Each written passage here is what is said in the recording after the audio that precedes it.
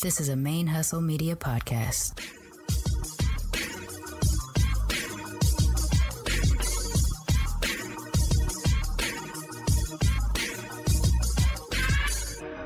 Hello and welcome to the show. My name is Jackie O and you're listening to Militantly Mixed. Yo, this is Sharmane from the Single Simulcast.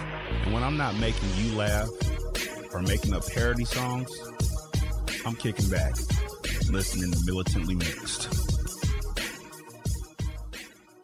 ManeHustle Media podcasts are recorded on the ancestral lands of the Chumash, Tongva, Karankawa, and Hohokam people, and I wish to pay my respects to the people of those nations, both past and present. Konnichiwa, what's up, cousins? Welcome to Militantly Mixed, the podcast about race and identity from the mixed race perspective. I am your Sir Auntie, Sharmane Fury, aka the Blasian Blurred, and this is another milestone episode. We are in episode 200 of Militantly Mixed. I did have a plan to do a special episode last week, but as I mentioned on social media, the gas had ran out of my tank. The previous 2 weeks ahead of that episode, that expected episode, were pretty hectic. I had traveled out of town or state twice in that 2-week period. I was trying to pull clips and trying to get the audience involvement in sending ideas of clips for me to pull, and some logistics stuff for our move to Mexico started to become a little chaotic, and I just lost it. I just ran out of energy, of joy even. It was a pretty tough couple of weeks joy-wise. I learned about a great aunt that had passed away, who I was closer to when I was younger, but and I haven't seen since 2013, but, you know, it wasn't something I was expecting to hear, so that's got me thinking about my grandmother and things like that too. So it's just been kind of an emotional couple of weeks, I guess.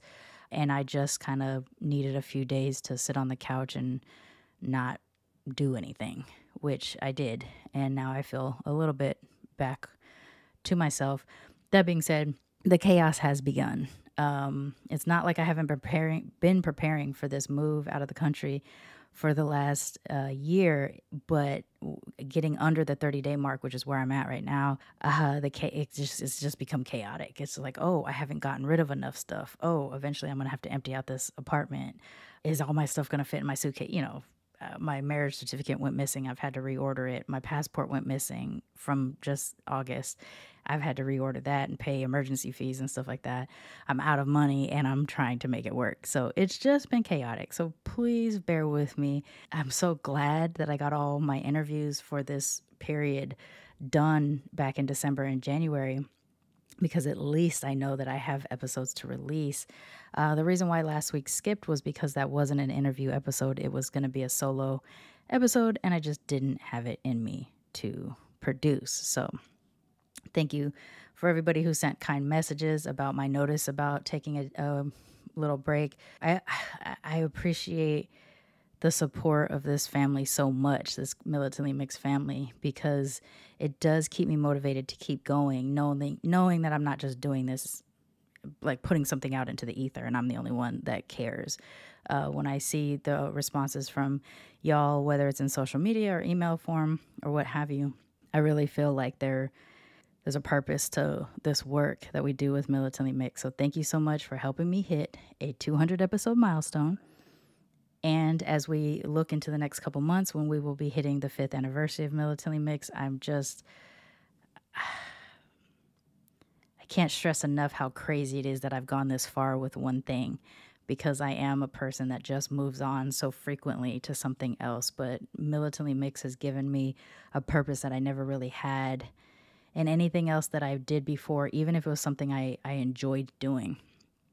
And so it means a lot that I've been able to keep up Militantly Mixed, because guests, audience members, Patreon sponsorship, speaking engagement opportunities, things like this have popped up to be able to keep the support, the motivation, finance, stuff like that going, so that Militantly Mixed can still exist. So thank you so much for everybody for helping me get to episode 200.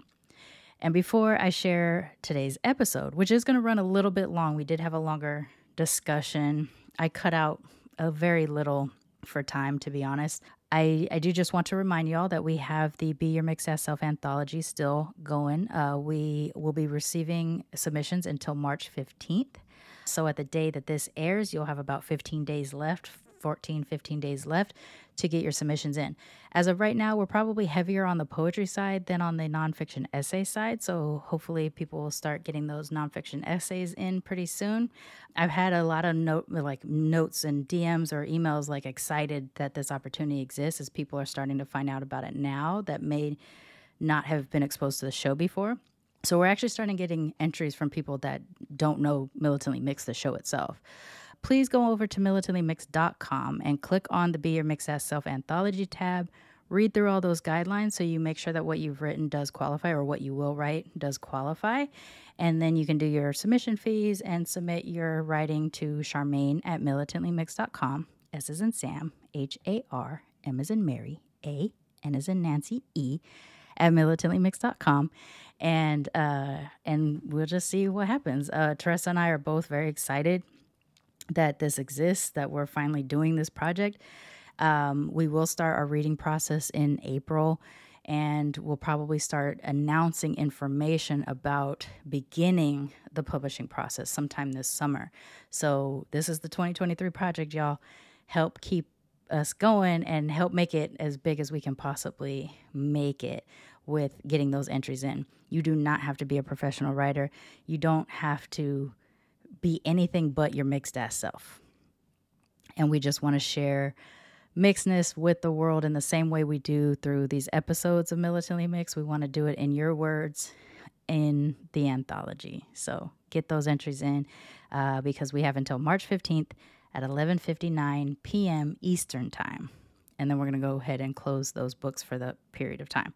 Mind you, this is also something we're trying to do every year, but we would love it if the first one, really started with a bang. So let's make that happen. Also, if you would like to support the show, you can go to patreon.com/militantlymixed and sponsor the show as low as $1 a month to as high as anything you wish. There are different reward levels depending on what you choose.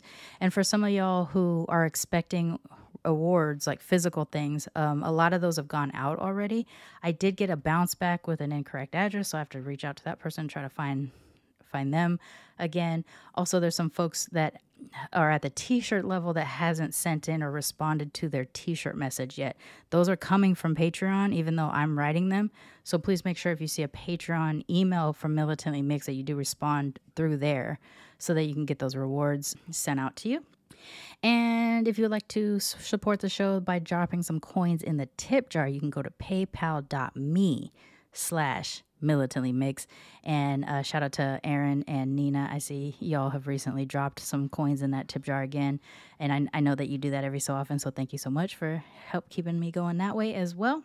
And I think that's it. I am trying to rush through this intro so that we can get into this episode, but I think that's all the things. Yes, I think that's all the things. All right. Today, we are joined by Kim. They are a FilipinX-Chinese American heritage, pronouns she, they, sha. We kind of discovered each other through Rohan Jolie and have been sort of following each other for, I want to say, almost a couple years now.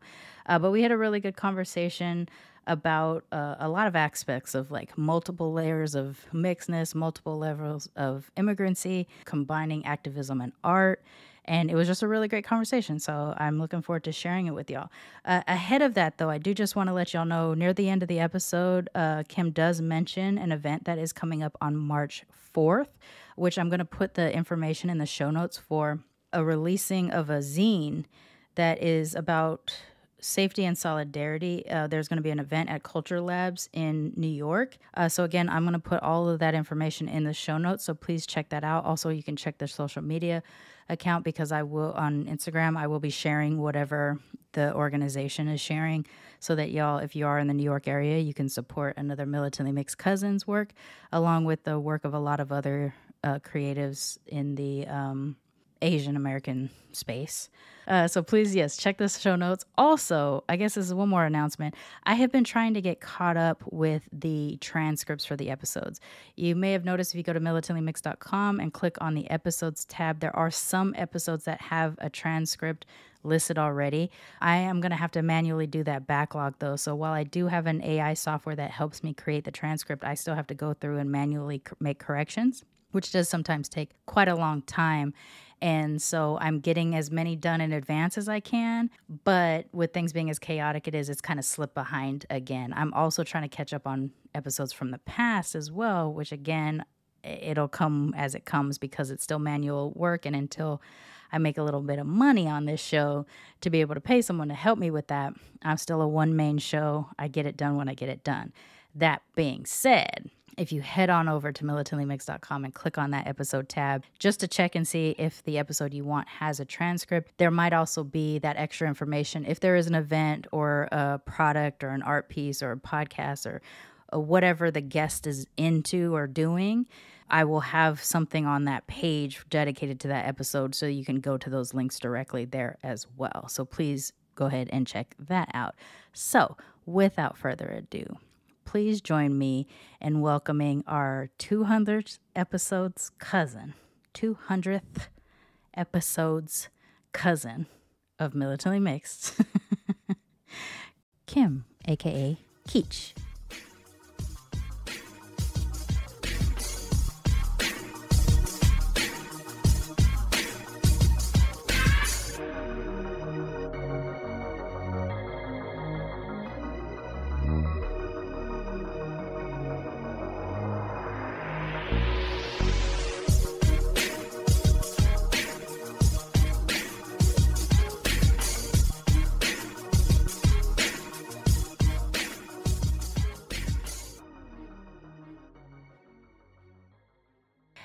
And today I am joined by Kim. Kim, why don't you introduce yourself to the audience and we'll get into it.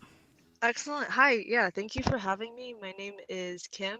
I am a Queens-based graphic design major and of Chinese descent. That's FilipinX-Chinese American. And my pronouns are she, they, sha. We've actually been kind of following each other for a little bit now, and I know that you do work with your art and solidarity and things like that. You want to talk a little bit about what you do? Sure. And yeah, it's really funny. So I found Militantly Mixed through the organizer, performer extraordinaire Rohan Julie of Blasian March, and it was just so cool. I think from seeing their interview with you, it kind of opened up more. I kind of went down a rabbit hole where I also found like mixed Asian media and other platforms for mixed folks to converse and really get to talk about their experiences, which I love. Um, I know I don't necessarily look it, but it's being a mixed race person, it's been kind of tricky to navigate and find other people to talk to. But I think having grown up in Queens, I've been really lucky where it took a while, maybe up until high school, to really find friends to talk to about that. But yeah, I do feel lucky in that regard. And briefly, I'm also the co-founder of Diverse Streets Initiative. It's an informal grassroots art collective. I think so. You said something that I immediately was like, "Oh, we're gonna get into this." You said, "I know I don't really look it." Are you referring to an obvious and quotation fingers mixed person, like someone that really does look half and half of something? Sure. I mean, sometimes, well, no, I'll put it this way. So 90% of the time I get I get mistaken for being Korean, which is fine, but I think it also just got to the point where people asked so much, and at the time I was working as a barista, I literally wanted to put out tip jars where because that's just so that only because that is how much customers have asked me that question. But yes, that is what I'm referring to. I feel like as a fellow mixed Asian, I think and maybe other mixed folks get this too, but I think when it comes to being a mixed Asian, people will ask you what the kind of Asian you are as the most Asian person they have contact with. The most I can't speak words now for some reason. The kinds of Asian they have most access to. So like if they grew up and there were a lot of Koreans at school, you're automatically going to be Korean, right? You know, that kind of a thing. Whereas someone like me who with the black, Japanese and white, I'm even less Asian looking. And I think so if I tell someone I'm Asian, they go down here's the list of all the Asians I'm aware of, and so that's what they do with me because I don't overtly look Asian necessarily until I shaved my head. Then for some reason everybody knew I was Asian, which was really interesting. That sent me through a whole nother thing. I also think it's a good idea to put out the tip jar just for, or your Venmo or your Cash App if someone's like, "You're Korean, right?" And you'll be like, $5. You put money in this, and then we can talk or not talk, whichever. But put money in it. I do wish, you yeah. do you feel like you identify more with one culture or over the other, and that's why being accused of being a different kind of Asian than you are kind of throws you? Yeah, it's so funny because it is kind of complicated in that regard. So my grandparents are originally from China, Mm, and possibly even beforehand, my ancestors might have been from Vietnam as well. mm, Um, and when they immigrated here, to the Philippines, excuse me, um, my mater one of my grandparents is a Filipina, mm, and so my parents grew up learning Tagalog, learning Bisaya, um, and they don't.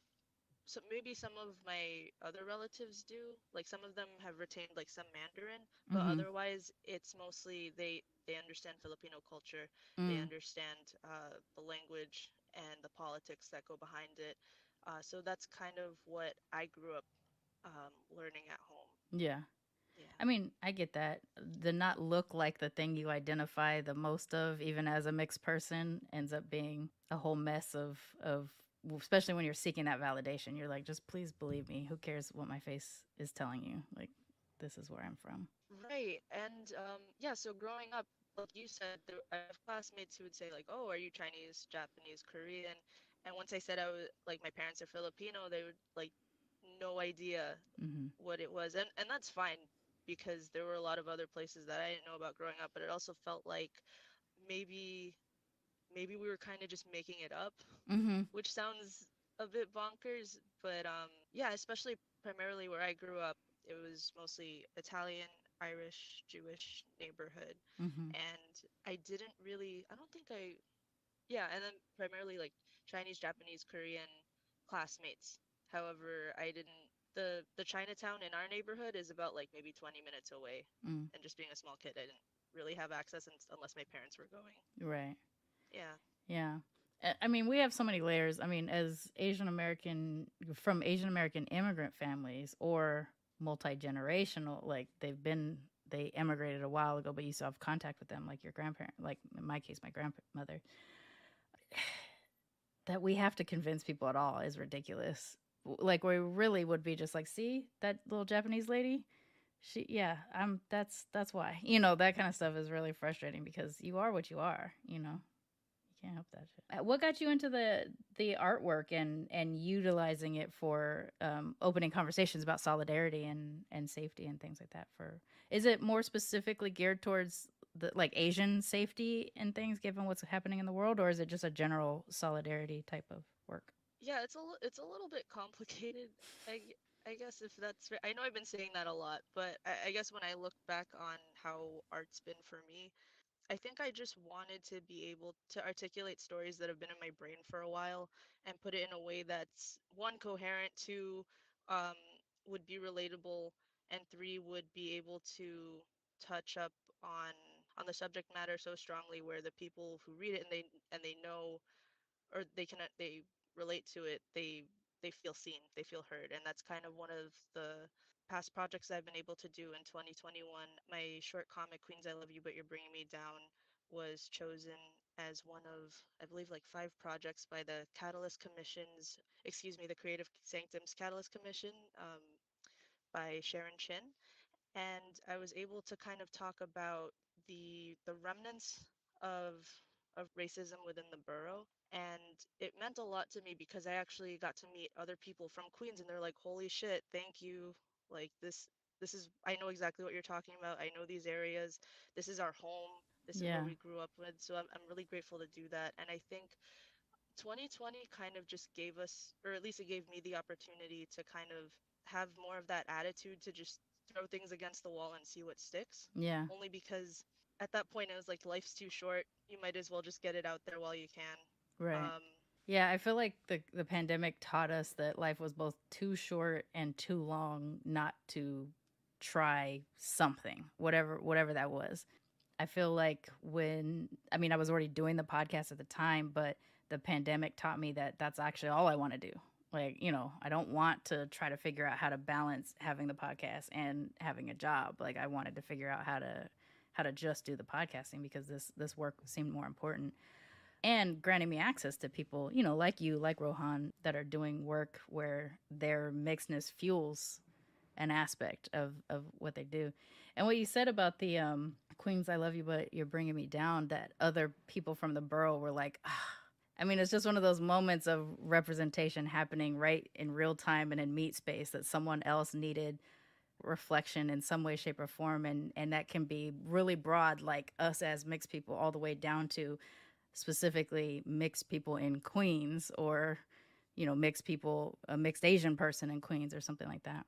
In your case, I guess I haven't actually had too many people that were multiple kinds of Asian mix, which I think is a fully different type of complication than just like being a mixed Asian in general. Maintaining, I guess, so it's like multiply immigrant status family, right? So China to Philippines, Philippines to here. When did it happen? Do you know? yeah, in the early 80s, because Ferdinand Marcos had Mm, just driven the country to such poverty, um, my parents were able to immigrate here. I believe there was just a huge opening for nurses, mm, and I believe it was Vox's article, or it was either that or another FilipinX organization that was kind of hinting that, essentially the American, as it always is with the discussion of like immigration and everything, that there are certain jobs that people here mm-hmm. do not want to do, and that just opened up a whole platform for immigrant workers, for better or for worse. And for worse, I mean because they're not being paid what they should. Right. Yeah. Yeah, and there were multiple waves of specific, like, this is what actually people don't talk enough about, is the American imperialism that led to so many Filipino nurses primarily, but some doctors as well, because they literally just set up schools in the Philippines to train people to be nurses and come here, get their pass, I guess, to come here. And yeah, so many families are affected by that being the reason why they came here, whether or not they'd even have wanted to have done that. If like all privilege and access was available to them, is this what they would have wanted to do when they came Um, here? no, oh my God, thank you so much for bringing that up. Just because, like you said, since Spain sold the Philippines to the U.S., that's when those assimilation programs opened Mm-hmm. up, and that's why there's just so many Filipinx nurses. Like here, I think they only make up 4%. However, I believe 1/3 of that 4% were killed during lockdown Mm. because of the pandemic Right, and right. everything. So it's to just see how the impact of that, like almost a century later, Mm-hmm. um, and then to see the Stop Asian Hate movement arise in part because of that. It was just, I think that was another driving force for me to just make art as an homage to that too, Mm-hmm. because like you said, people like our parents, they did not have the options to figure out what do I want to do in life. Mm-hmm. It was, this is what will make you financially stable, so you don't have to worry about not being able to eat later, Mm-hmm. and you're gonna do that.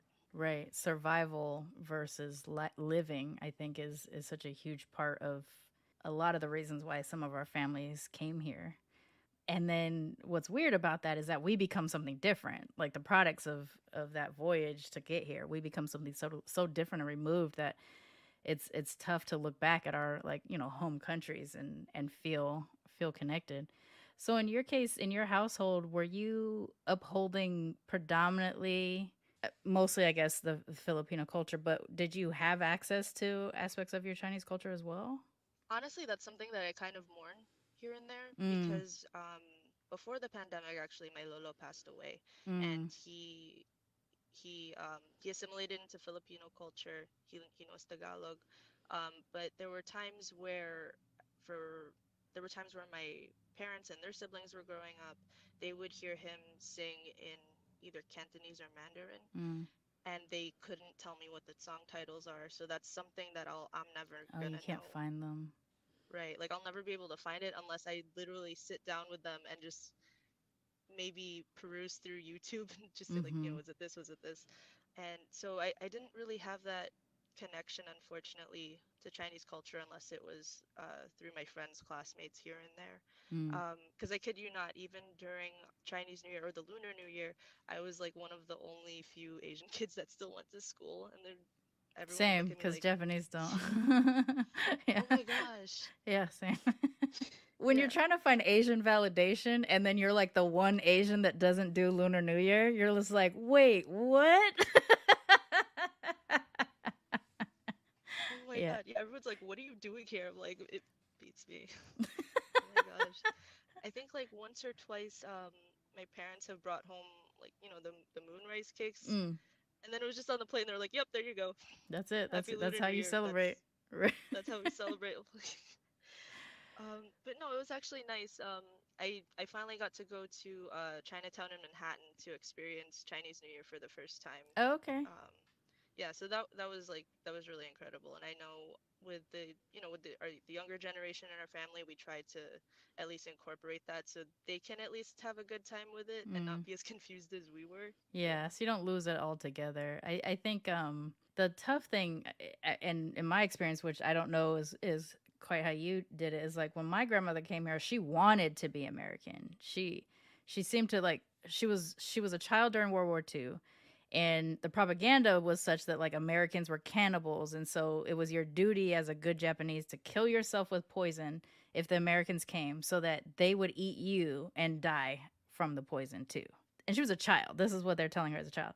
But when the Right. Americans came, I don't know why they didn't immediately kill themselves, but the Americans were throwing chocolate bars at the kids. So it was my grandma's first exposure to chocolate and my grandma's first exposure to Americans in the flesh. And I think that created an obsession with her so that by the time she was in her, late teens, early 20s, she wanted to marry an American. This is what she's told me. And she dated one guy who got deployed. They were stationed in Japan during Korean War. And then she met my grandfather and she's like, yep, you'll do. And married him and came here and had, these American children. And so there was the part of the American military that forced her into assimilation, like literally put her in domesticity classes and tried to make her an American wife. There's that version of assimilation. And then there's her own version of it, which is Clark Gable. She was obsessed with Clark Gable. She wanted to marry him. I don't know what she was going to do about my grandfather, but had she met Clark Gable, she was going to do everything in her power to marry that guy. So there was like that version of it. So when I come along and I'm like, I want to be Japanese, she's like, no, we've already left there. Don't do that. Or the weirdness of like, why are you so curious about where I come from? Because she was willing to leave it behind. And I think there's a mix of that with those of us that are Asian. Mixed Asian is that like the reason they left dictates how much access we're given or how much access we accidentally receive just by, living in the household.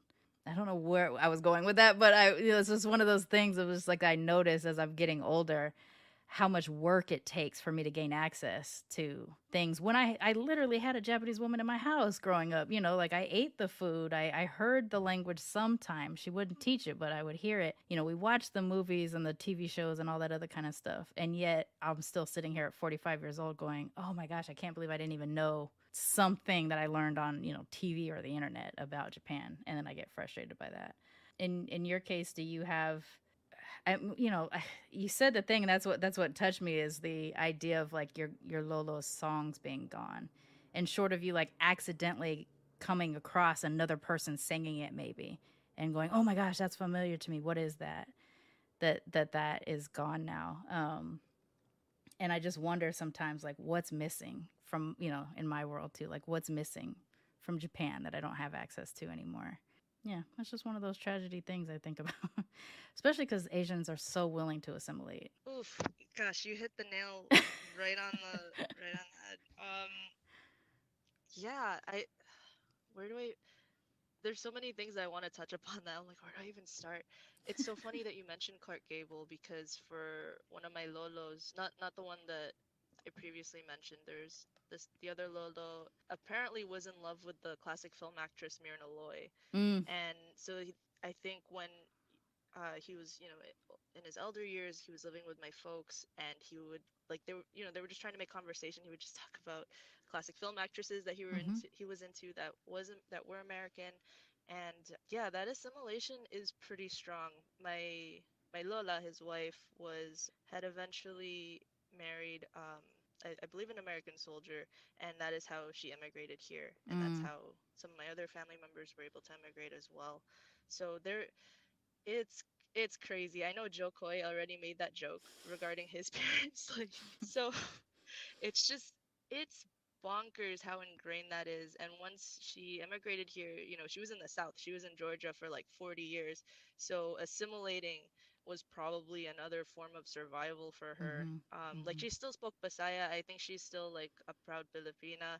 It's just she you can just tell by the way that our family members, like you said, the way they talk about certain things, like and it's just so deeply ingrained. And there's also the idea of white adjacency Mm-hmm. with a lot of AANHPI folks. Mm-hmm. But you've definitely like really hit the nail on the head. I think some of the things that feel sad for me in terms of Filipino culture Mm. is when and I don't mean it. I'm not using Filipino in a way where it's like, because I know certain people, like within the certain folks like in the diaspora, they feel like the I, I guess just because it's 2022, we're all trying to be inclusive with language. Sure. Um, so I'm not trying to say it in a way where it's like I'm using like the masculine in Mm-hmm. terms of Filipino. I think I just, because it's more familiar to people, that's the only reason why I'm bringing it up here.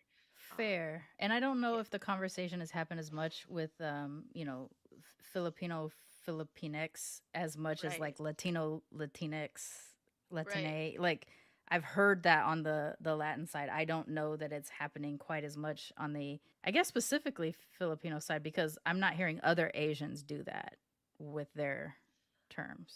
Yeah, I'm still honestly figuring that out for myself, and that's why I feel like Jinai is kind of just the best thing, at least for me, Sure. to um to describe myself. Because apparently, for a long time, Filipinos were considered Pacific Islander, and that's not even Mm-hmm. true anymore. We're more Right. Austronesian um than a Pacific Islander. Mm-hmm. So And yeah, honestly, I love a hybrid term for us. Like whatever our deals are, the way that it feels representative, personally representative, inclusive in your own deal. And just one other way of allowing us to connect, to say like, I may look this way. I culturally identify this way. Here is a way for me to tie those two things together. I think that's important. I know not everybody's into it, but for me, if I have a guest that has one, I definitely want to know like what's your term, because I love it. I love how we find our own. We stake our own claim in what we are. I think that's cool. I think it's fun. yeah, I love that. It's different for everybody. Yeah, I've had some exes who are also of mixed race descent, one of which was Filipino, but because their parent was not in their life, they associated with their other cultural identity because that's their family they True. grew up Yeah. with and everything. Yeah. Yeah. Yeah, I found that it to be mostly difficult when you look like the family member that's not present. you know. Oh gosh, yeah. Like how do Yeah. you identify when at your home you're not learning from you know, that group that you look the most like, I think. Your art, is that how you process some of the stuff that you hadn't had ways to communicate about growing up in terms of your identity, or is it not just all identity based art that you do too? For me, it's not necessarily identity based. Or I try to do fun or like silly things too, but I think with what I had learned from my graphic design program, I kind of took to heart, um, is that as designers, the idea of design is kind of like propaganda, but we have to use it in a responsible manner. So that I Sure. kind of take very serious, or I try to take very seriously.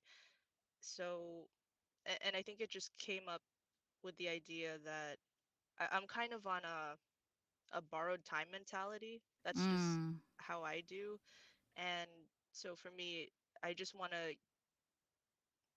if there's a way to get the work that I want to get out, then that's just kind of like how I prioritize projects and Is things that like the that. COVID response of just like life? COVID taught you how short life was, and that's why you feel you're on borrowed time, or is there something else going on there?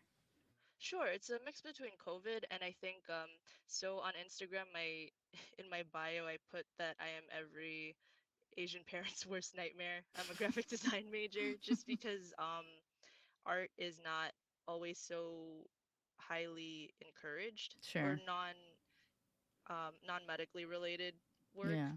of sorts. So I feel like because I went back to school late, that is my borrowed time mentality um, Mm. to do this program.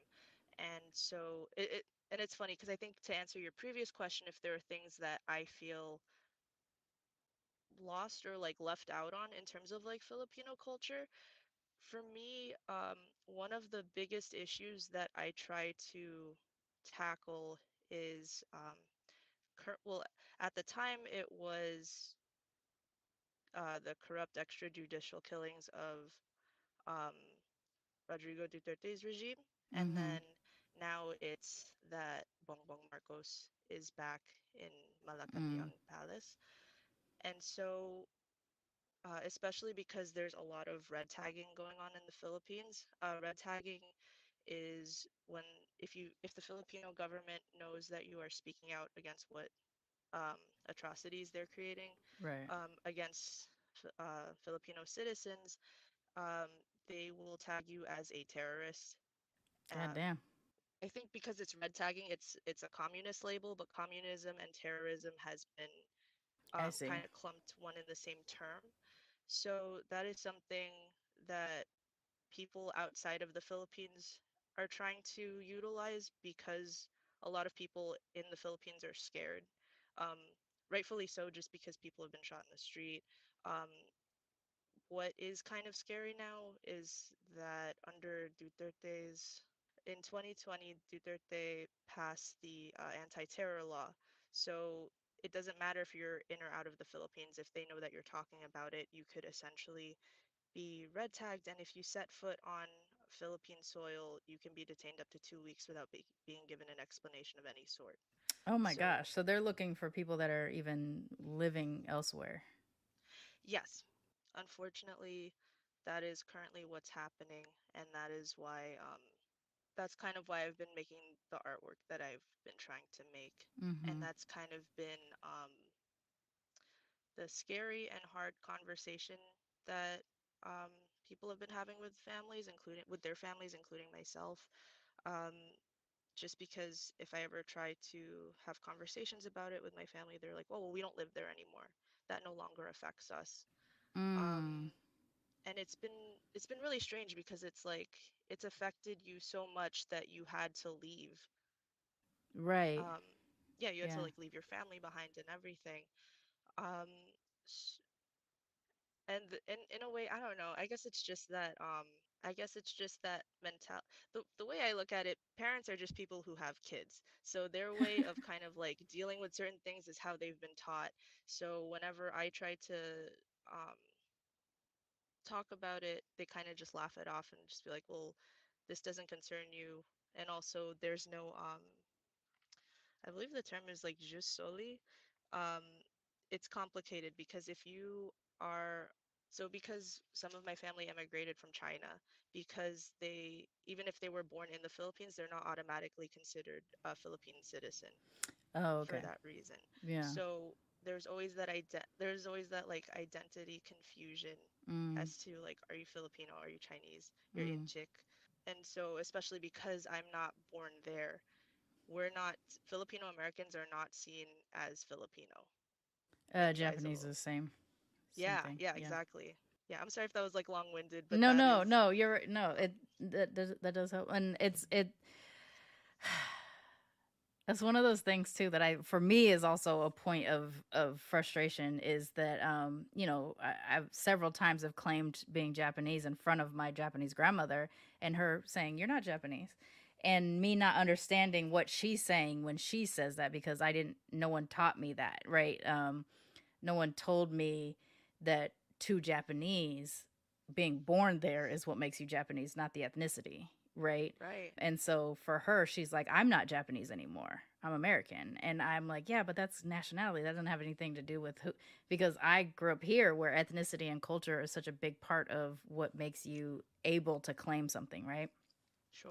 And so that being told by the person in your family that is Japanese, that looks Japanese, that you're not Japanese, it's just like, oh, the invalidation, there's like, But if your country is also saying like, it's almost like the idea of like, it's cute that you think you are Japanese in my case, or, Filipino in yours or whatever, like that, that's sweet. But here's all these reasons why you don't fit. And as a mixed person, it's an extra hit because you're already dealing with whether externally or internally, all of us have at some point that I'm not enough of idea, right? And so when your country's telling you you're not from the country that your family comes from, it always hits. That one's still to this day, 45 years, every time I hear it, I'm just like, oh man, I wish that wasn't the case. No, same. There are times where I'm like, I'm a grown adult. It doesn't affect me. And then once it happens, I'm like standing in the shower. I know you're like 12 staring. again, just crying. I know exactly what you're talking about. You're just like, please let me. Like, that's where I start to get political in a way that doesn't make sense. That's when I'm like, this is why we should have open borders. Then none of us get to claim, even though I still want like my whole reason is that I want access to this culture that I descend from. And I feel like, I think there's different parts of, like, the diaspora holds different things. There is you are no longer from this country, or like the people that you're connected to aren't from that country anymore. There's that aspect of it. But I think there's also the aspect of it of just like, collectively the culture decides what you're allowed to claim. Yes. I didn't choose to leave Japan. Right. My grandmother chose to leave Japan. She shared enough of Japan with me to make me want to reclaim aspects of it.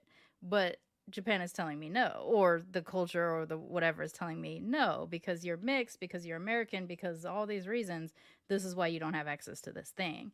And then that's when you have this tragedy of loss, this like mourning that we go through as the children of immigrants, is the songs of your family. Certain foods that maybe you remember as a child, but no one remembers how to cook anymore because the grandparents cooked it, but your parents didn't. And so now you can't, right?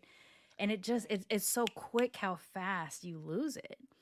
Like, if I think about it, my grandmother came to the United States in the late 50s. Wow. She was told by the military not to teach her children Japanese. So my mom and her sisters don't really speak Japanese. There's just some words that they know, kind of a thing. And then you get to me, and if I'm not getting it from my mom, I'm only getting it when I'm living with my grandma or when I visit her or something like that. I have what Japanese I have, but if she's not going to teach her kids, she's not going to teach her grandkids. And so now at 45, I'm still taking classes with a tutor to try to a little bit understand, and I'll never be, even if I get to a point of being conversational, I'll never really have like that sort of institutional understanding of Japanese language, and I'll just learn how to speak it, right? And I feel like if we were able to maintain our culture and still participate in the culture of the new country, we'd be a lot richer. But as we start to forget, just through the passage of generations, the passage of time, as we start to forget where we're at, we start to have those same problems that divide us anyway. And so when I get excluded in some way, shape, or form, that's when I'm like, all right, then nobody gets access. That's when I go to the extreme of just like open borders. No one can claim a nationality. No one can claim this or whatever. It's more of a joke than anything. But there are times when it hurts that much that it's just like, why can't I access this thing? My grandmother who I grew up living in her house, that's who it's from. Why can't I access where she comes from? It seems very oddly unfair, that we would lose that. Gosh, yeah, it really does feel like a use it or lose it Mm-hmm. kind of thing, unfortunately. And that that makes me wonder, like, I would like to ask you, do you feel like, because you know how certain states or certain towns throughout the country have bigger populations of certain cultural Mm-hmm. identities? So for me, it's like we definitely have a spot in New York Sure. where a lot of Filipinos congregate. However, California and I believe like Hawaii have the biggest populations. Mm-hmm. So I feel like, well, dang, well, and that's not to say that I'm not grateful to like grow up in Queens, New York. I Sure. love Queens. I love, if there's ever a chance I get to talk about or represent Queens, I'm Yeah. totally down for it. But however, there are times where I think like, well, man, if my parents moved to like the Bay Area or Mm. something, or like moved to Hawaii, would I be able to have a better, not better, but like I guess a stronger cultural understanding, or would I have been able to pick up the language a Mm. little bit quicker in comparison? So I wanted to ask, is there a place that kind of makes you feel that way? That's the worst because I did intentionally move to the Japanese part of LA when I moved to LA the most recent time that I've lived there, and I Nice. couldn't have felt less Japanese Oh, than I do, like, just generally the way that I feel Japanese just right now sitting in my own home.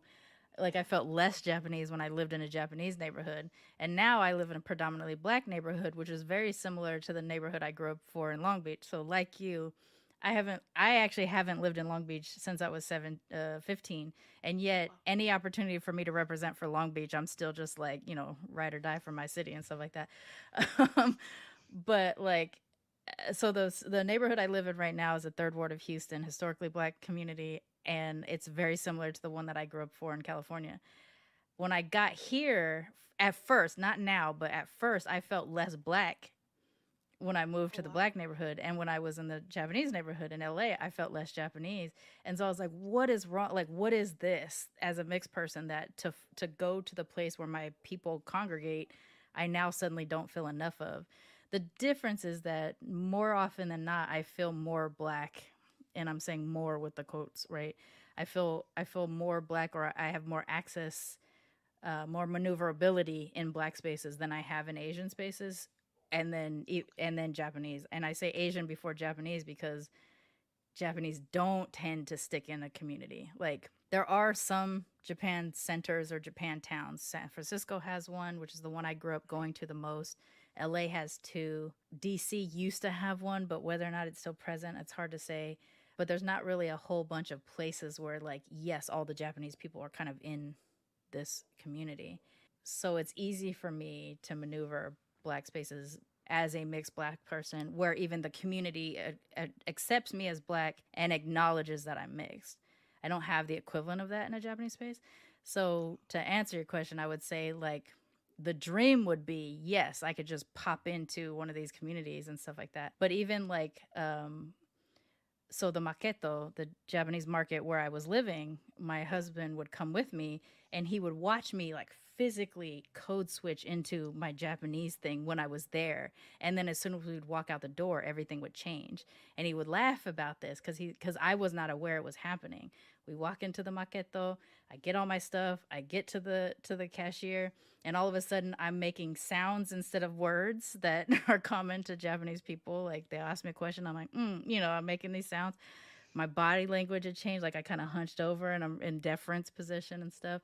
And then as soon as we walk through those doors, my back straightens up and I start walking. And so, like, I went back to like the more black version of me as soon as I left the store. So, like, yes and no. Like, I can kind of, like, literally for me right now, the most Japanese I get to feel is when I go to the grocery, the Japanese maketo. It's I the love only that place I though. have. Yeah. I mean, I love that though. I love that at least you have a designated place where it's like this is Yeah. where I'm in my element. This is where I feel. Would you say you feel safe, or that you feel I recognized more? I'll be honest, in a Japanese space specifically, I will feel like an imposter. In an Asian American space, since 2020, I have started to feel like it's okay for me to be there. Before that, mm-mm. I mean, before that, I would feel like unless I'm standing next to my grandmother, my compulsion to tell you it's okay, I'm Japanese, you know, was there. Now it's just like, it is what it is. They'll see it or they won't see it. In Houston, there is a Japanese market that I go to, and most of the time it's a white kid or a Mexican kid or a non-Japanese Asian working the counter. So I can be as Japanese as I want, but once I actually check out, I'm actually not interacting with another Japanese person. So it's a mixed bag. Yeah, it's weird. It's like forced, whatever the opposite of assimilation is, like the forced, it's okay for me to be here thing that I kind of put on when I enter spaces like that. That doesn't happen in Black spaces. I'm just Black. Okay, so I know we don't know each other like that, but I would hope that you know, if you ever feel ready or open to it, then you know, you just know obviously you're not taking up space because this is you.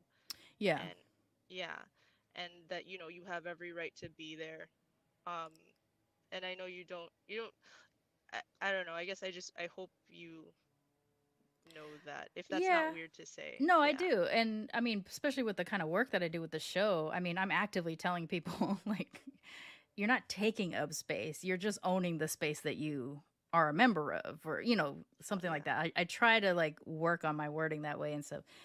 And I do believe that it's not just stuff I'm saying to the people that I'm here. That being said, there are those moments of invalidation that even still to this day impact me, where I feel like when you become something like a mixed podcaster, you get this sort of accidental expertise, accidental authority, expectation from others. Others will have that.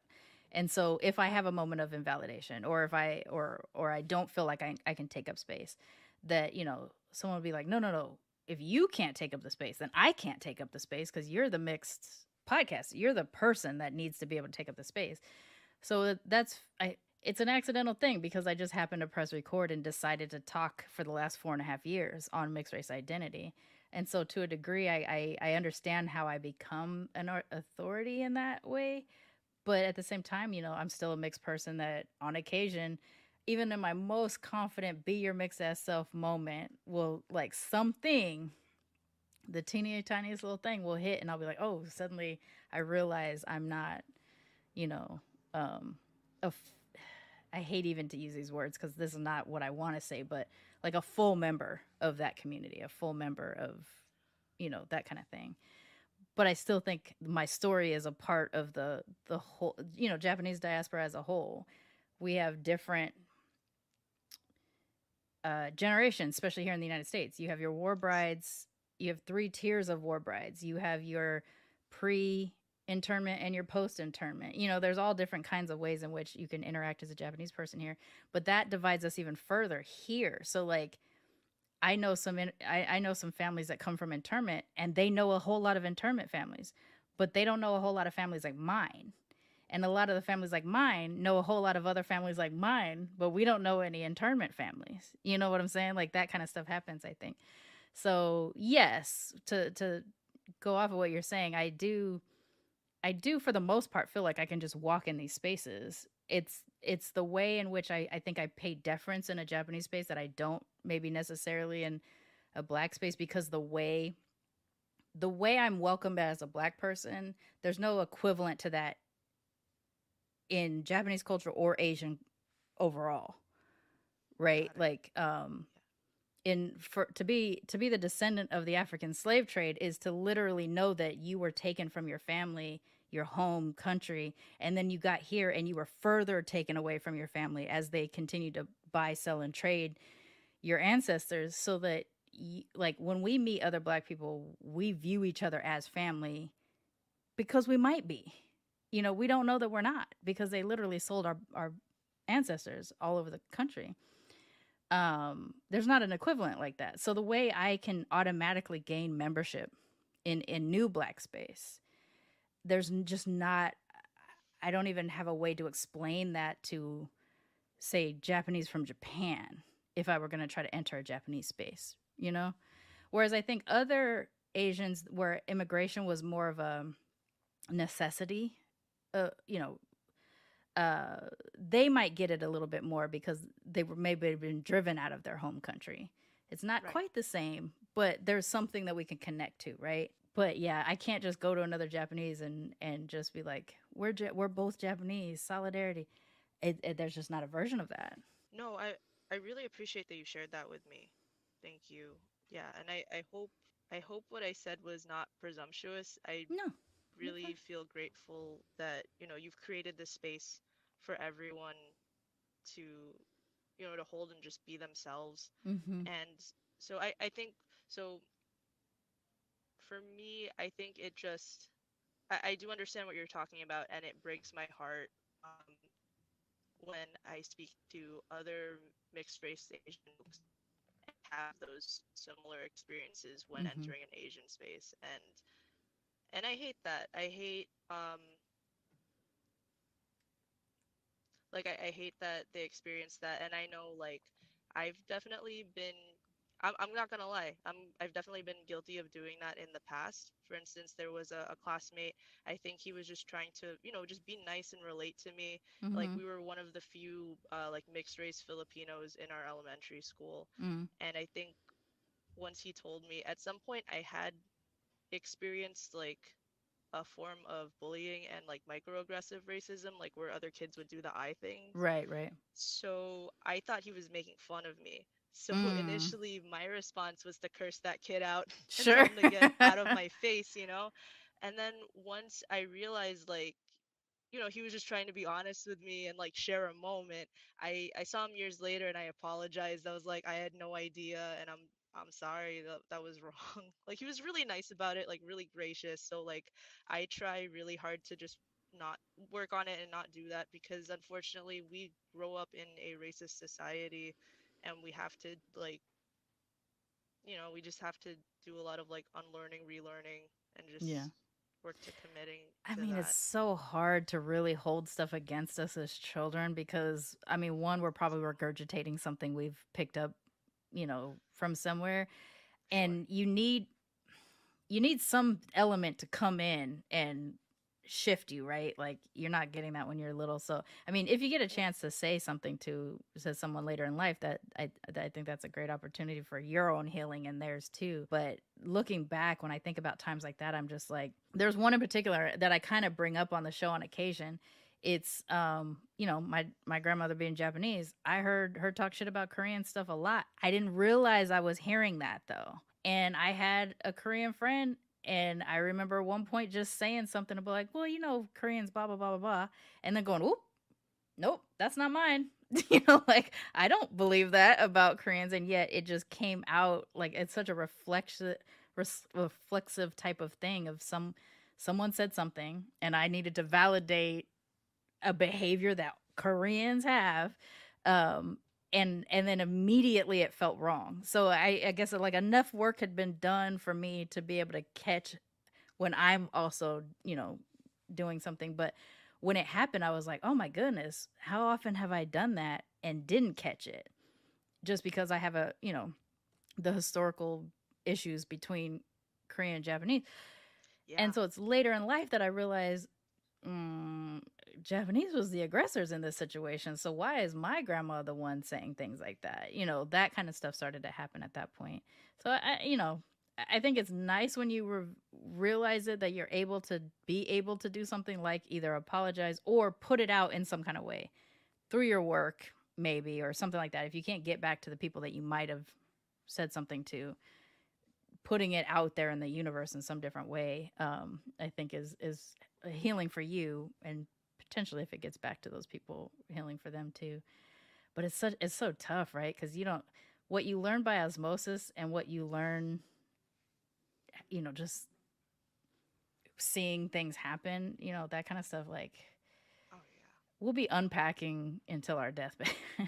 It's the worst part of realizing the problems is that like it just changes how you interact with every single thing you do. No, it really does.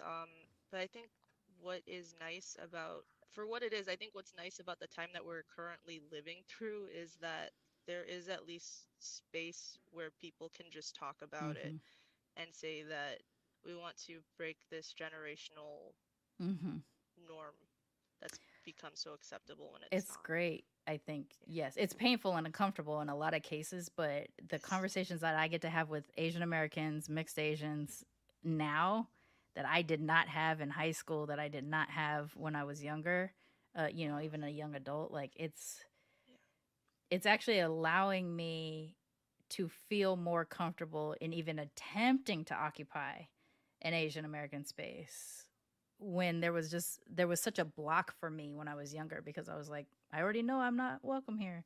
Where now it's like, I don't know I'm not welcome here. I just need to get in there and start mixing it up, I guess. Now it is nice that we're able to do this a little bit more now, because I think we're also learning how to communicate things that we don't even understand yet, like when I was in high school trying to get into the Asian Student Union, I didn't understand that the reason why I was being excluded from that place probably had more to do with me being Japanese than me being mixed. But I thought it was because I was mixed. Because the people who normally were in those groups when I was in school were mostly Chinese, Korean, and Filipino. All people who my people oppressed. So was I being excluded because I'm mixed, or was I being excluded because their whole lives they've only heard what negative things Japanese have done? And in my whole life, I've heard a Japanese person talk badly about these people.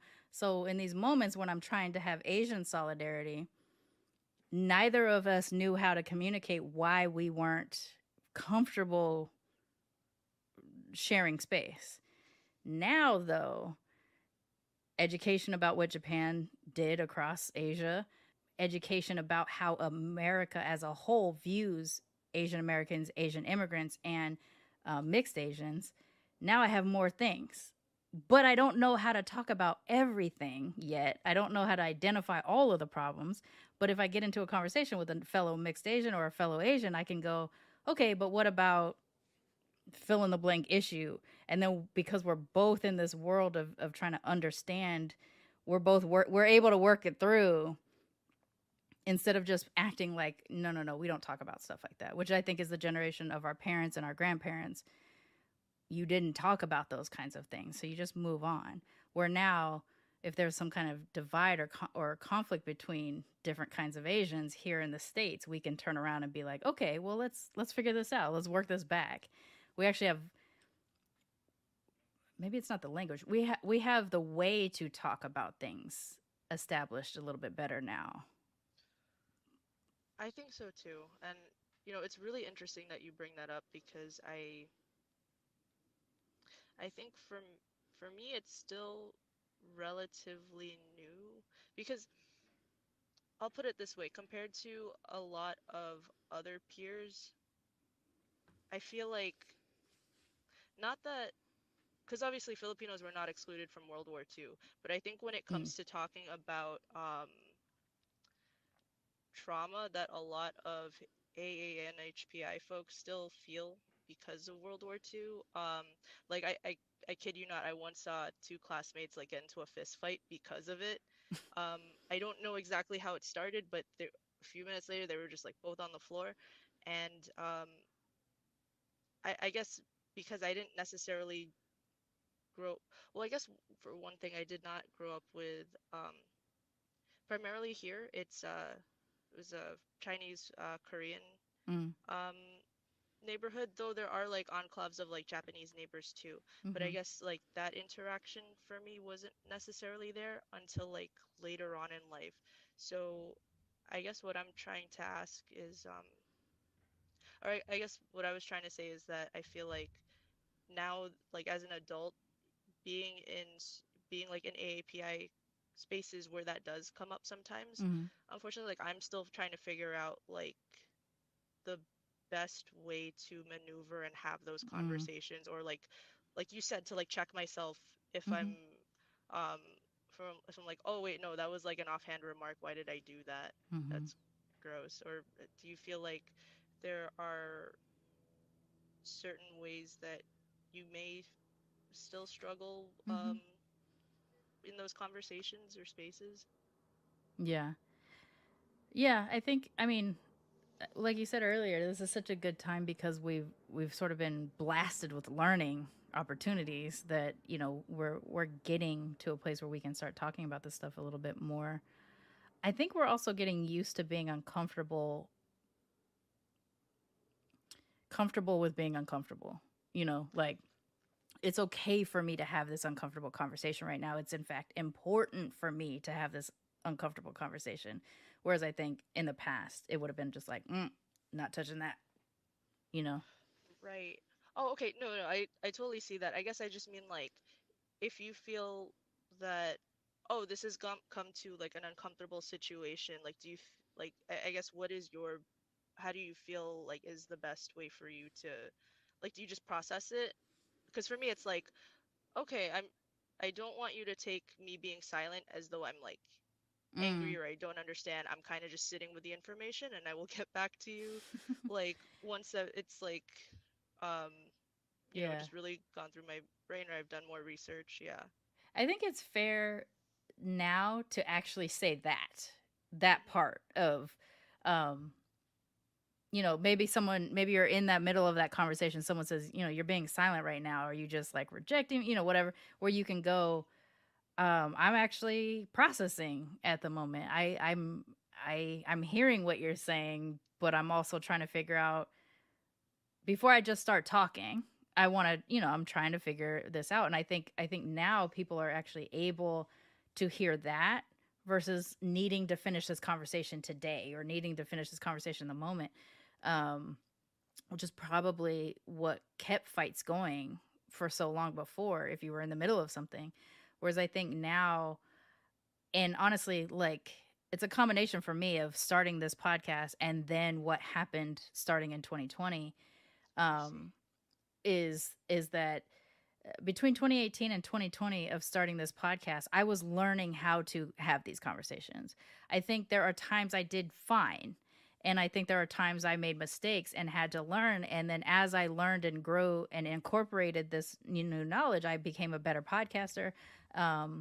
And the fact that I address the things that I learn about myself are problematic later on, I think that's what's kept the audience going and kept me doing this work. So, but what started happening in 2020 is really what got me into the conversation about Asianness and Asian Americanness, I think in particular, is what I started to realize is the biases that I had against Asian Americans, mixed Asians, and Asian immigrants all had to do with like the way I thought I was being excluded in the past. So I had to work through that. So I couldn't really engage at first. Like, I had to just sit and listen. And in doing that and taking those beats, and now I can actively say, like, if you were to hit me with something that I'm not ready or don't have enough knowledge or awareness about yet, I would sit there and listen now. I might interject a little bit here and there. But one thing I've learned to say that I've probably, 5 years ago wouldn't have said is, I'm not exactly sure what I feel about that yet. I got to think about it. And I think I can say that in a way that convinces the person I'm not trying to ignore this issue, but I'm not trying to jump on something and make some kind of declaration that I can't back up, And if that means that I might also have to say, you know what, I'm going to need to research that a little bit before I figure out how I feel about it. I think what 2020 did was teach me how to do that. I didn't know how to talk about violence against Asians prior to finally becoming aware of how much violence against Asians there were. It's not like I wasn't aware of it. I wasn't aware of it to the degree that I was aware of it in violence against Black people in the United States, right? I've lived in more Black spaces, so it's easier for me to see it here.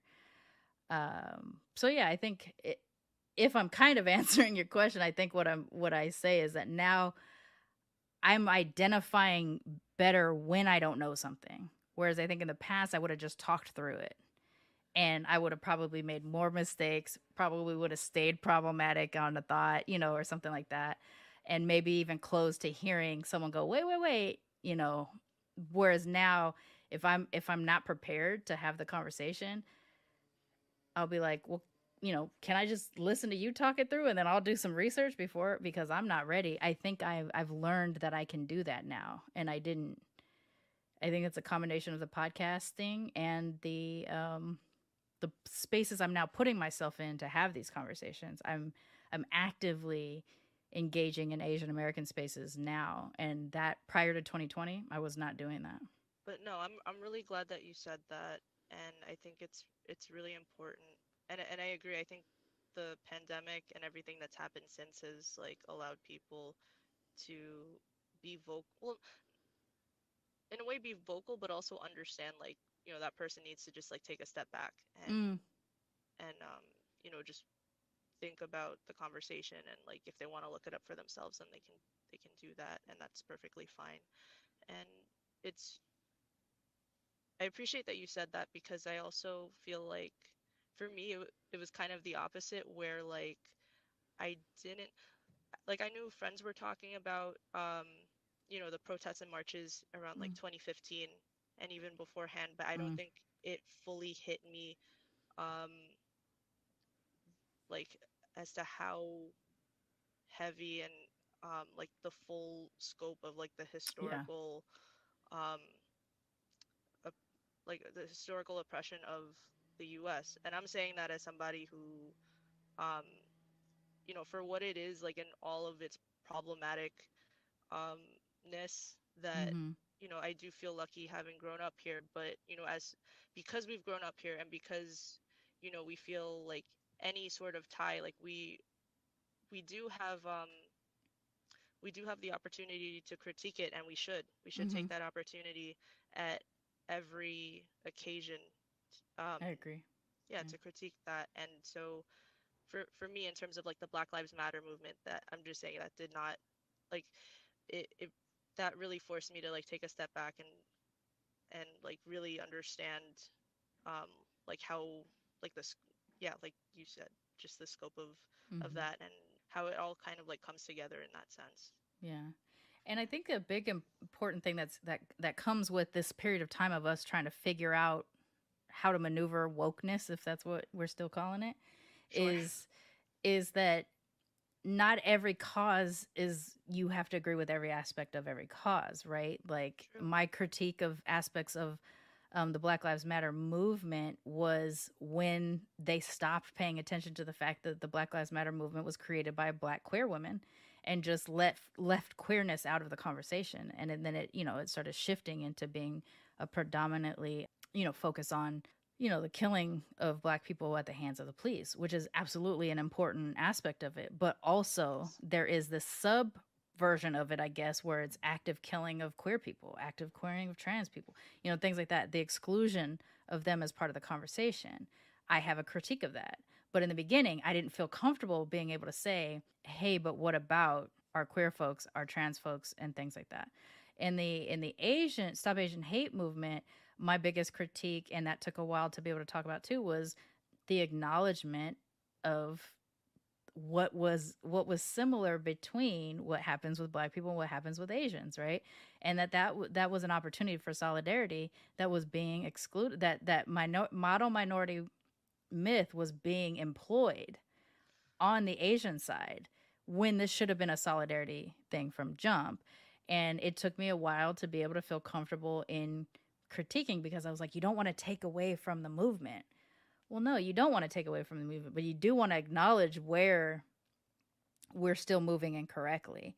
And I think it's a little bit easier to talk about that now. It was tougher to talk about it initially. And I think any future movements that are going to pop up, same type of thing. You're going to start out kind of not ready to talk about it correctly, or maybe not even able to see some of the areas in which you are also being problematic.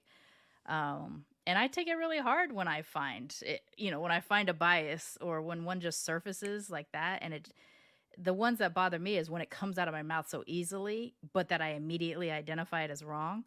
Those ones really bother me, because I'm like, I have enough tools to know that this is not a good thought, and yet that thought just escaped my mouth, right? Sure. So I think this is a complicated time, because you're learning how to address problems in real time and then immediately employing them instead of giving yourself time to absorb and process. And And I think we need time to absorb and process, but we also need to stop problematic behavior as soon as we identify it, right?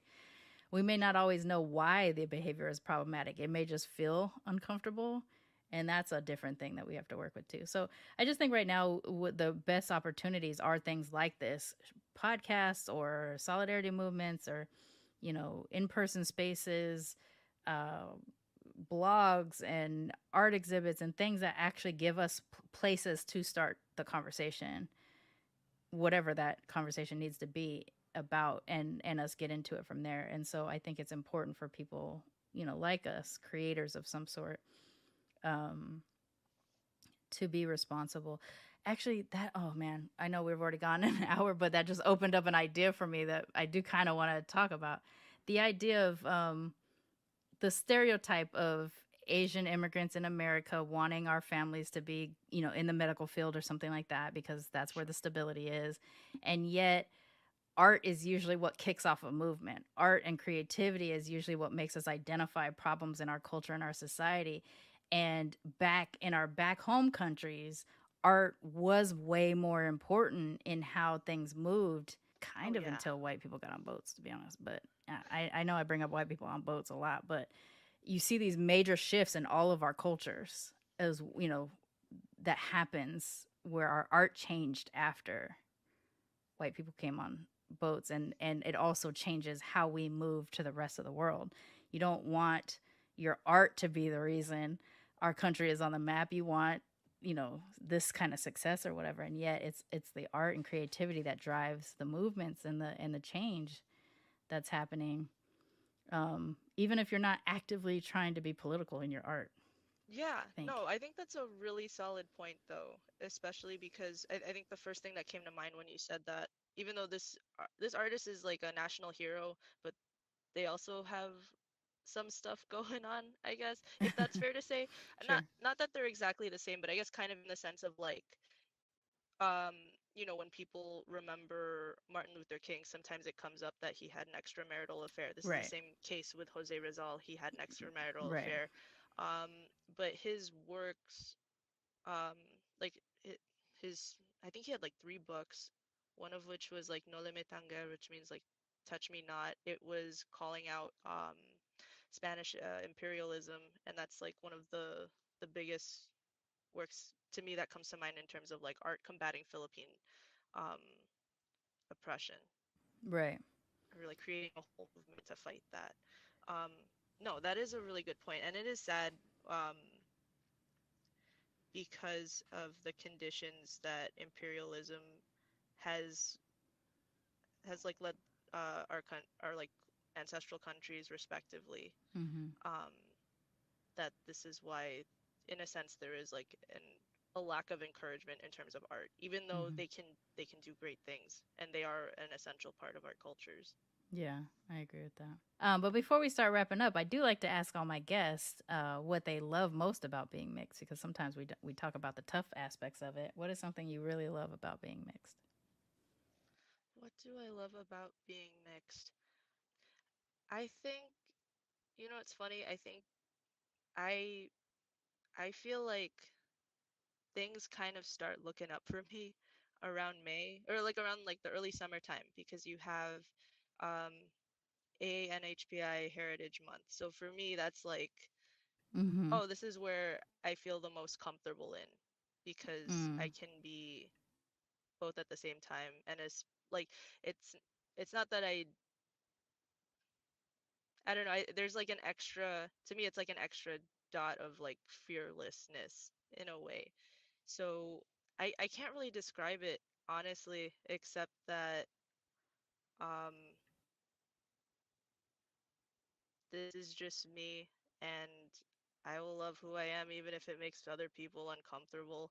Mm. This is just, it is what it is, and that's I'm sorry, I know that's like a really cliched answer. I No, it's really not. can't You're fine. pinpoint any one thing. And if I may say though, like when you were talking about the supermarket, that um it actually made me remember something that actually does happen on a fairly regular basis, and it's so funny that's at the supermarket. So like um when I go to the Asian Mart, for instance, Mm-hmm. I'll try to, because I never grew up speaking Mandarin or Cantonese, but I'll like try to engage a little bit, just like simple greetings and stuff.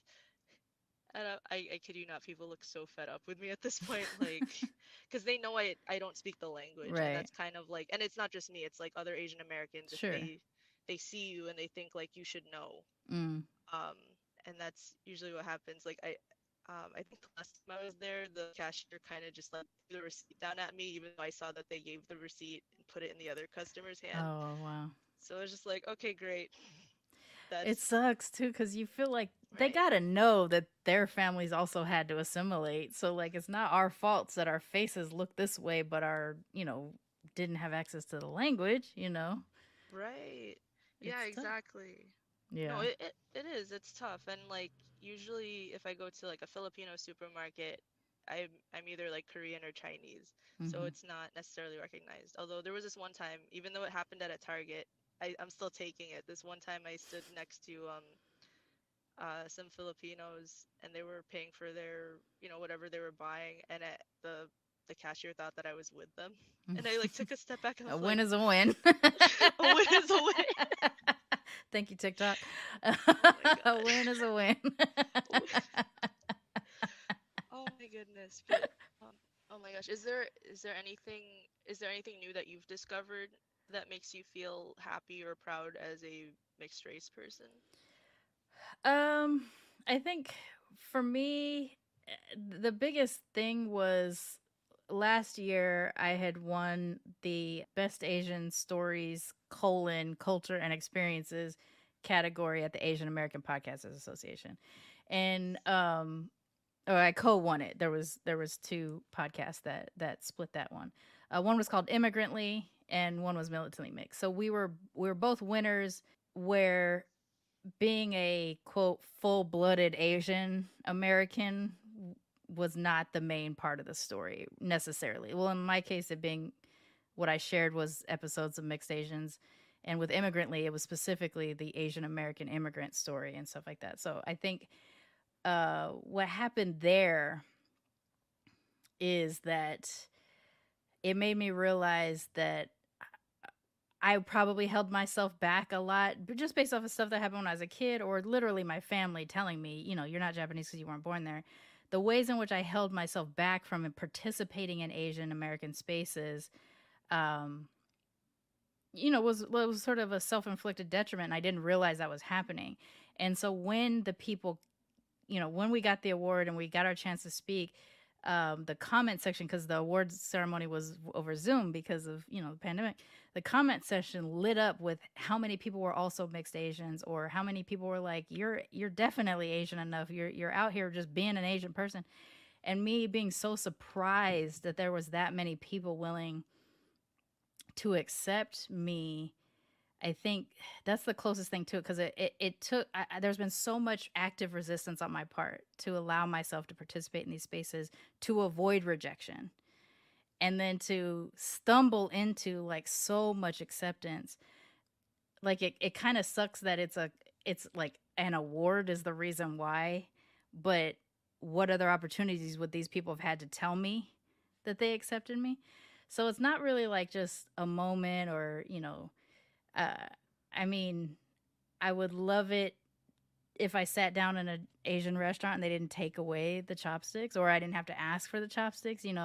I haven't had that moment yet. It's usually I have to ask for them, or they're going, like, really, you want chopsticks? I wish it was something like that, where it's just like someone left them or put them down for me automatically or something, and I'd be like, they're telling me they can see it. But I don't really have that kind of stuff. So the closest I can get to is just like finding the Asian American Podcasters Association and getting welcomed by them has kind of created this like loyalty to that space for me, of just like, if I'm gonna do something, I'm gonna start here because they've already shown me acceptance, and then I'm kind of building into other spaces from the confidence that they gave me, I guess. That's the closest that I can say to answer that. First of all, very belated congratulations, because that is amazing. And no, I know exactly what you mean about it. But that's also kind of the best way. Like if it could be anything, it's an award, and that's fantastic. Yeah, I was pretty excited. The other part is I have to keep reminding myself that there's a colon, culture and experiences, because when I first saw it pop up, I just saw Best Asian. And so, like, for a minute there, I was just like, I'm the best Asian. Yes, yes, you are. Yes, you are. That's dope. Best Asian. But yeah, it was really great, and it opened me up in a way that, like, I have now actively participated in Asian spaces or Asian American spaces since then that I would not have dared before. Yeah, so there's that. Why don't you tell everybody how to find you? And I know you wanted to talk a little bit about an event that you have coming up, so why don't you share about that a little bit too? Thank you. Actually, if it's okay, you're talking about the award actually made me think, you know what, this is actually maybe not necessarily what I love about being mixed, if that's okay, but I think it just made me feel like I'm a step in the right direction, and this is completely okay. If I just may say real quick, there's a small boutique store in Astoria, Queens. It's called Side B, and a couple of times they have had events that showcased Filipinx artists within, the diaspora in any sense. Mm-hmm. And yeah, just being able to do the work through like Diverse Streets Initiative, the multidisciplinary art collective I helped co-found, as well as just my own personal work, to be recognized, um, to just be recognized as someone who's also Filipinx really means a lot. And I explained it to them that, normally it's not always the case, or it's not necessarily just like, oh, you're also Filipino. It's either like, oh, you're just Inchik, or you're like a mixed Asian person. So once I explained it to the owner, the next time I saw her, she made me like a little chinay bracelet. Aww. And unfortunately, I'm not wearing it right now, but I wear it almost every day, and I think it just made me feel, it was just like a nice little moniker to have. It made me feel seen, and I don't know, it just made me feel like, not that it's okay to be both, but I'm here, and this is great. Yeah. In terms of where to find me, I can be found on my Instagram handle is Kitsch, but it's k.i.c.h _. And you can also find us at Diverse Streets Initiative on Instagram. That's our @ And this coming March, we're releasing a zine that relates to the themes of solidarity, safety, and homecoming, homecoming and belonging, because in order to feel that belonging, to feel at home, we kind of need to tackle the first two themes of safety and solidarity. So that is where the founder Cairo Cuevas was having in mind when we were correlating or solidifying the themes. And we're going to have a soft opening at Culture Labs in the beginning of March, where you can get a copy for yourself and see the work of the amazing artists that we work with. Cool. Send me all those links so that I can put them in the show notes so that people can look forward to it when it's coming. And I'll definitely share on the social media too when that stuff is happening. Yeah, thank you so much. And thank you for having me today. It was really nice to finally meet you and just to be able to have a conversation. Yeah, it was nice to meet you too. I've been seeing, your picture pop up for so long, and I also just love when I can connect to other people that do think, I really am just Pokemoning all the mixed people that I can. It's just like, I need one of you, I need one of this, I need one of that. I love having these conversations. I love learning perspectives that are different from mine, and yet we're both mixed, and things like that. It's so fun, but getting a chance to connect with someone that I can like identify as, I've been identifying your page and comments and things like that. So I appreciate you coming on and sharing some time with me. I'm excited for your work, and I hope that the zine and the open goes really well. So please do share all that stuff with me so I can share it with everybody else. And for everybody out there, don't forget to be your mixed ass selves.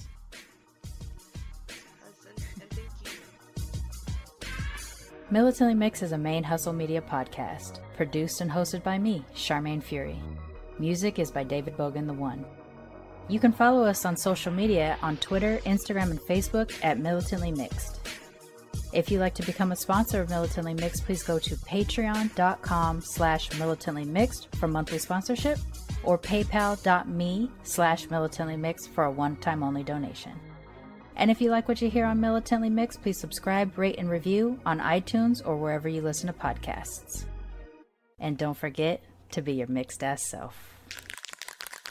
ManeHustle Media. Turn your side hustle into your main hustle.